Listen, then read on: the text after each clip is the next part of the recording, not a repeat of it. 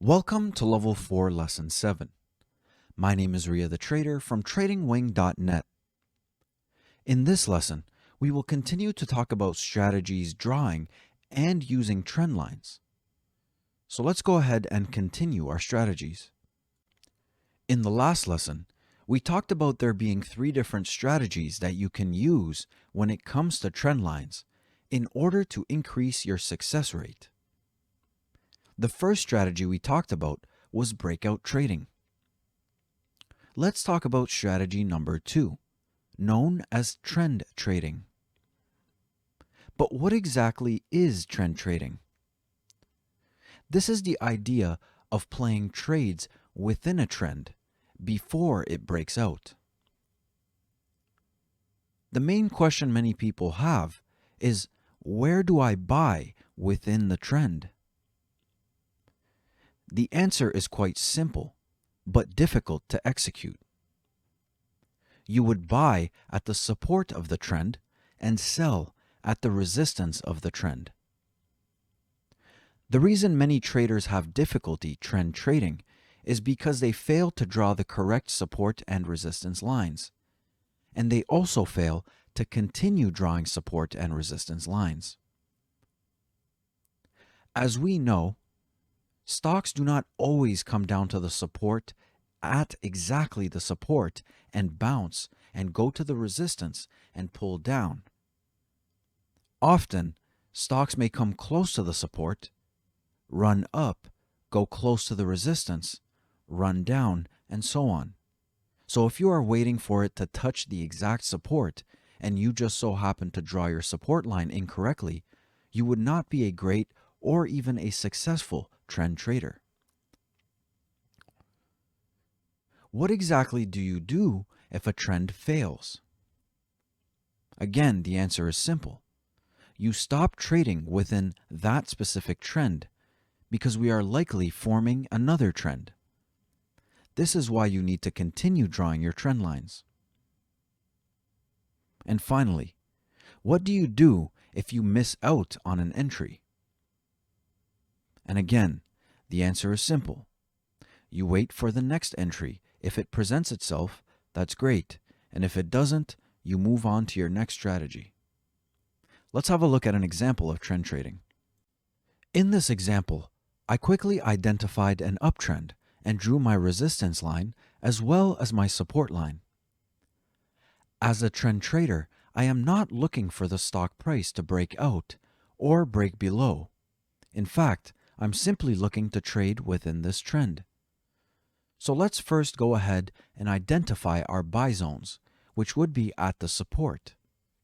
Here's 1, here's 2, and here's 3. Let's go ahead now and identify our sell zones. Here's 1, here's 2, and that's it. So, you would make 2 successful trades in this particular trend, and on your third trade, you would fail. That is why it is important to stop trading if the trend fails. Once you have identified a failure of a trend, you must stop trading that trend. As we can see here, once we bought in this region, and we were faked out unfortunately, we pulled down and failed the trend. If you decided to hold thinking it would come back, you would be mistaken as it continues to move down and continues to move down. This is one of the particular reasons why bag holders are made in the first place. Individuals will buy a ticker or buy a stock and continue to hold it despite the fact that it has broken way below the trend. Some beginner traders might fear that if the trend fails, they will lose all the profits that they have made. This is in fact a great fear to have, and it should be the reason why you should not continue to trade within a trend after a certain point in time. Once you have made 1 or 2 successful trades, I highly suggest you stop trading that trend, as there is probably another trend forming that will cause it to either pull down or run up, depending on the direction of your trade. If you are careful, you will still end profitable. And let's explain how. Let's say we played this first trade. We would have made a total of $2,600 from the support to the resistance. On the second trade, we would have made a total of $3,500. So if I estimate the total amount that we have made, you're looking at about $6,000 just on 2 trades. If we look at the failed trade, we can see that we do not lose that much so long as we actually get out when the trend fails. If we were a little late, we're still okay in this particular case. We would lose about $1,500, making our end profit $4,500. If, however, you decided to hold, thinking it was going to come back into the trend, then you would end up losing more than you had profited on these 2 trades. You would lose about $6,700.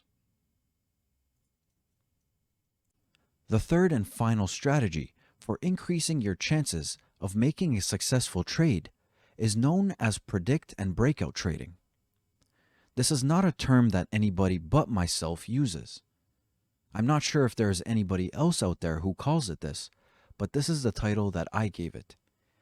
And in my humble opinion, this is probably the strongest strategy that you can use to improve your chances of making a successful trade. So what exactly is predict and breakout trading? This is the idea of predicting the price target, better known as the PT, before the break out of a trend and aiming for that target. But how exactly do we predict the price target without using support and resistance lines, or at least historical support and resistance lines? You can, of course, use historical support and resistance lines by using the mixed time frame strategy. Or you can use the trend itself to determine the price target. I will explain how in the next slide. You can also use Fibonacci retracements, better known as Fib retracements. This is a sequence of support and resistance lines that are predicted based on a majority of historical moves.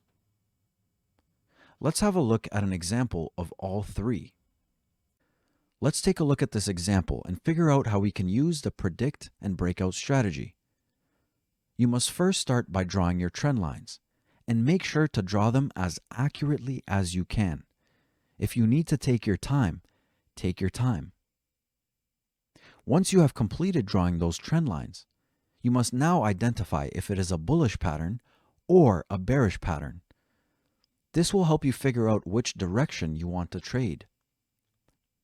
Let me go ahead and draw my trend lines on this particular stock.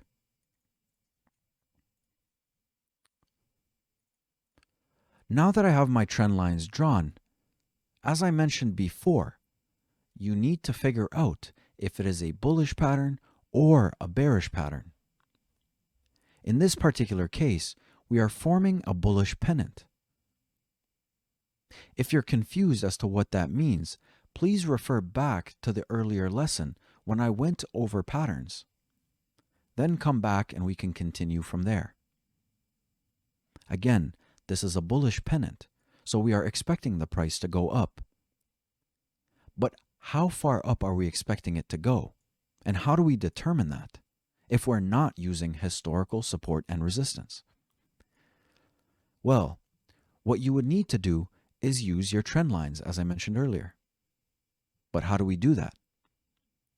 You must start from your shorter trend line and work your way vertically, either downwards or upwards.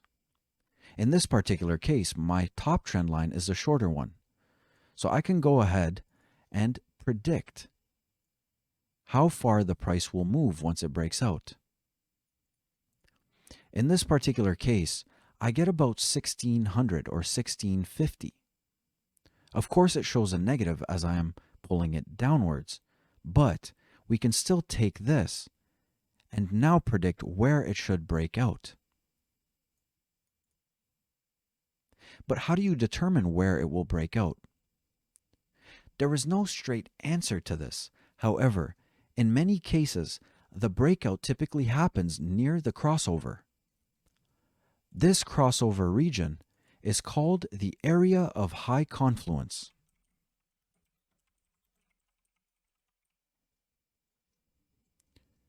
This is where a majority of the decision is made and a majority of the volume comes in.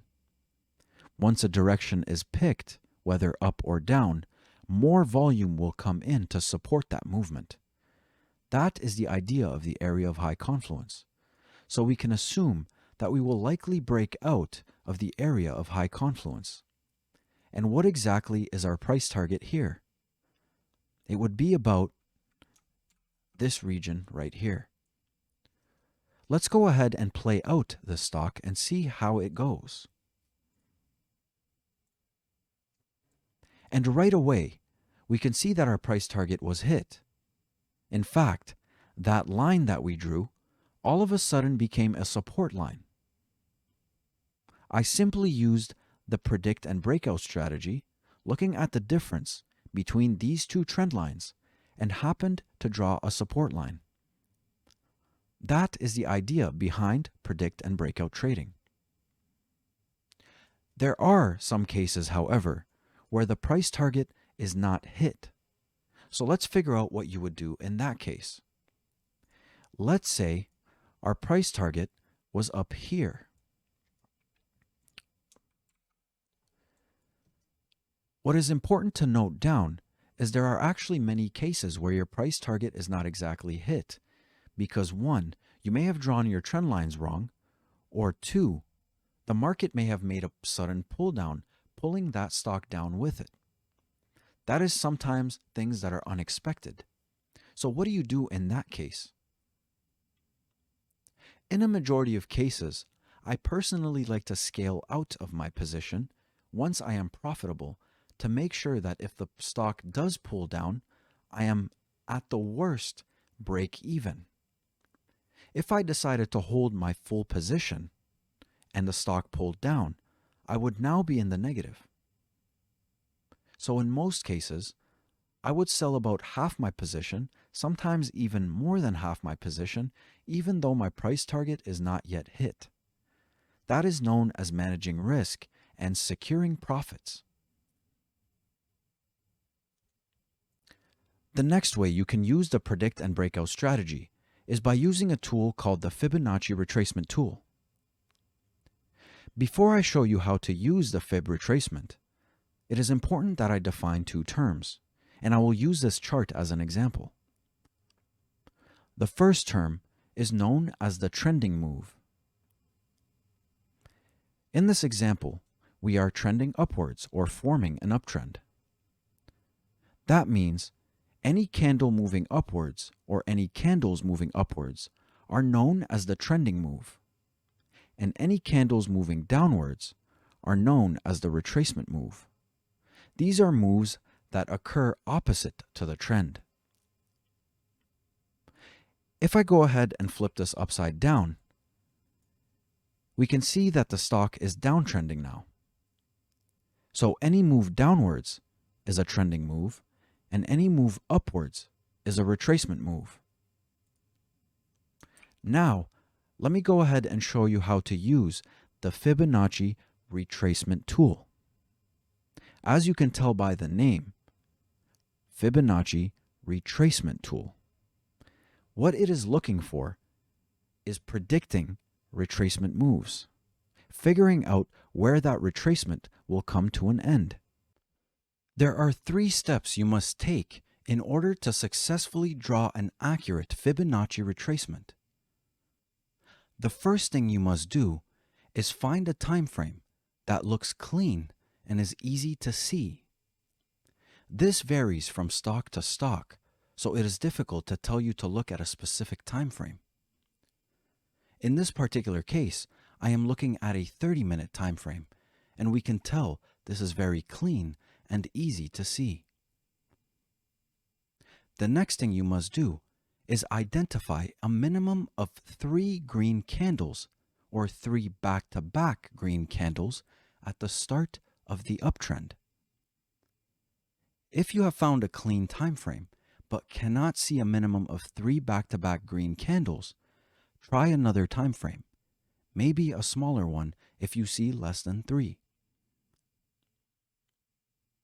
Once we have found those 3 candles at the start of an uptrend, we can now draw our fib retracement starting from the beginning of the uptrend. So again, in this case, I am looking at the 30-minute time frame.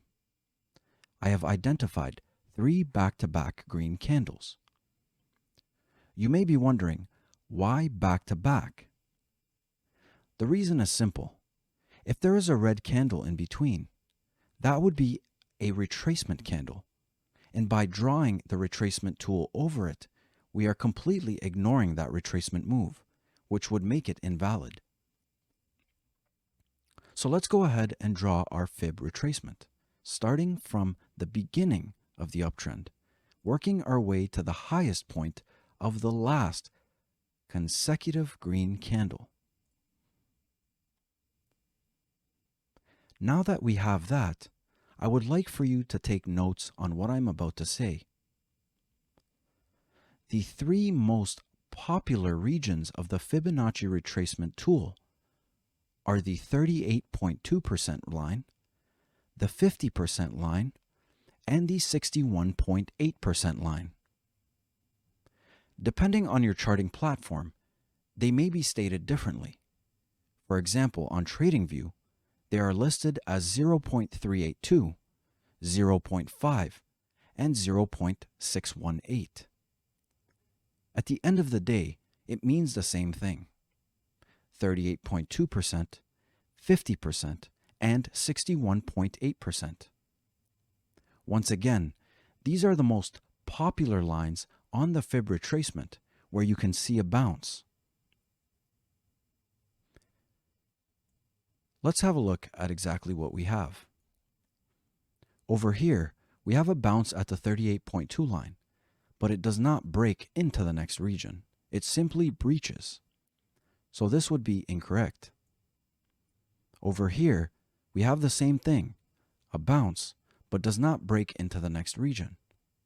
Therefore, also not valid enough. And finally, on the last bounce, we have it at the 50% mark, one of our popular bounce regions. And we clearly successfully bounce. But what exactly does this tell us, and how is the 50% relevant? That's where the next tool comes in. This tool is known as the Fibonacci extension tool. It is simply an add-on to the Fibonacci retracement. In order to draw the Fibonacci extension tool, you would draw it the exact same way you drew your Fibonacci retracement tool. So let's go ahead and start it from the beginning of the trend and work it to the highest consecutive green candle. So once again, we have bounced off the 50% line. This is where the extension tool comes in handy. We can figure out our price target by simply going to the 50% mark on the extension tool. So if we bounced off the 50%, we go to the 50% on the extension. If we bounced off 38.2, we go to 38.2 on the extension. And if we bounced off 61.8, we go to 61.8 on the extension. That would be our predicted price target. So if I go ahead and simply try and replay this up to this candle over here, and we watch what happens, we have predicted our price target to be this white line over here. So let me go ahead and play out what happens. You can quickly see that once we bounce off that 50% line, we go to our price target. Our price target was hit following a breakout into the next zone or Fibonacci retracement zone. If you would like a more accurate trade or a more successful trade, I would highly suggest you wait for the break out of the 0% mark. This is where the Fibonacci retracement and Fibonacci extension meet. Unfortunately, your gains would not be big enough, but your risk would be a lot less. And that is how you use the predict and breakout trading strategy using the Fibonacci retracement and Fibonacci extension tool. It is important to keep in mind that the predict and breakout trading strategy can apply to multiple different patterns, not only the ones that I showed. As long as you draw your trend lines correctly, find a pattern, and determine if it is either bullish or bearish, you can apply this strategy, and that would increase your chances of making a successful trade. Let's have a look at a couple of different examples. Let's start with the descending triangle. We can see that the top trend line is a lot shorter than the bottom trend line. That means we would start from the beginning of the shorter trend line and work our way straight down, giving us a difference of 34.40. Once we break below this trend line right here, the bottom one, we can assume that the price will come down $34.40, the same as it did over here. This is because the descending triangle is a bearish pattern. The same applies to the rising wedge. Being a bearish pattern, we expect the price to drop. So we look at the difference between the shorter trend line and work our way straight up or straight down. It depends on which one is shorter. Once we find the price difference, in this case being $27, we would assume that once it breaks below the rising wedge, that we would drop roughly $27. Here is the rounding bottom pattern. In this case, we're not looking at the difference of two different trend lines, but rather the difference between the highest point of the low of the cup and the first lip. In this case, it's about $34 or $35. So, we would add that $35 to the right lip of the cup, giving us our prediction. This is a bullish pattern. And finally, let's look at the ABCD pattern, better known as the bullish flag or bull flag. It is named the ABCD pattern as there are 4 points in the pattern. The A is the start. The B is where the retracement starts. The C is where the retracement ends. And D is your price target. In order to determine your price target on an ABCD pattern, you would look at the difference in price between A and B and simply assume that the difference in price between C and D will be the same. So once you form your C point, or the end of your bullish flag, you would predict that the difference would be $36.60 added to point C. And that concludes this lesson.